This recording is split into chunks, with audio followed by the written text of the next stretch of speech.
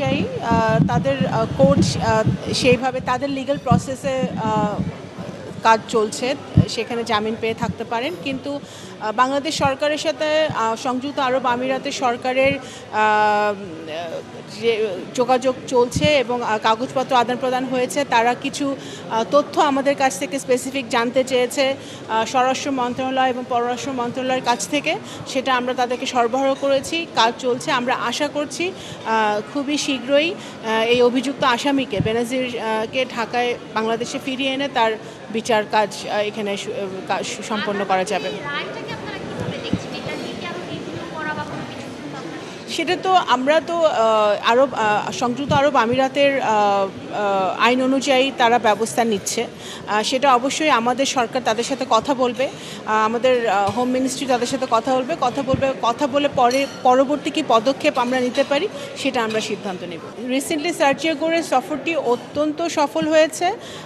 আমাদের যে দ্বিপাক্ষিক বৈঠকগুলো হয়েছে সেই দ্বিপাক্ষিক বৈঠকগুলোতে আমরা বুঝতে পেরেছি যে যুক্তরাষ্ট্র বাংলাদেশের সাথে আরও নিবিড়ভাবে সম্পর্ক গড়তে চাচ্ছে।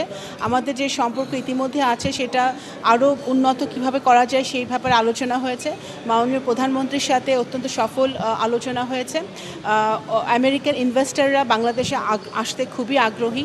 রিসেন্টলি একটা বিজনেস ডেলিগেশন আসবে বাংলাদেশে, এবং এরপরেও আমেরিকান ইনভেস্টররা বিভিন্ন সেক্টরে, টেকনোলজি, এগ্রিকালচার, গার্মেন্টস, বিভিন্ন ডিফেন্স, বিভিন্ন সেক্টরে আমাদের আমেরিকান ইনভেস্টররা আগ্রহী এখানে বিনিয়োগ করার। সেই উৎসাহ প্রকাশ করেছে, সেই ইন্টারেস্ট তারা দেখিয়েছে। ডিফেন্সে আমাদের সাথে তাদের কোঅপারেশন আছে, এনার্জি সেক্টর আমাদের সাথে তাদের কোঅপারেশন আছে। বিভিন্নভাবে আরও ভালোভাবে তাদের সাথে আমাদের কাজ করার একটা সুযোগ তৈরি হচ্ছে যুক্তরাষ্ট্রের সাথে। ওনারা পুরো একদিনই রোহিঙ্গা ক্যাম্প পরিদর্শন করেছেন এবং যুক্তরাষ্ট্র সরকার থেকে বলা হয়েছে যে তারা সংবেদনশীল রোহিঙ্গা ইস্যুতে। তারা বুঝতে পারছে যে বাংলাদেশ মানবিক কারণে যেভাবে রোহিঙ্গা কমিউনিটিকে সহায়তা করছে বা আশ্রয় দিয়েছে, সেই একইভাবে বাংলাদেশের এবং বাংলাদেশের অর্থনীতির উপরে একটা বিশাল চাপ তৈরি করছে। তারা ফান্ড ক্রাইসিসের কথা বলেছে। এখানে ফান্ড যেহেতু সংকুচিত হচ্ছে, এত 1.3 মিলিয়ন জনগোষ্ঠীকে এখানে তাদের কিভাবে তাদের ভরণ পোষণ, এডুকেশন সব কিছুই সমস্যার মধ্যে আছে।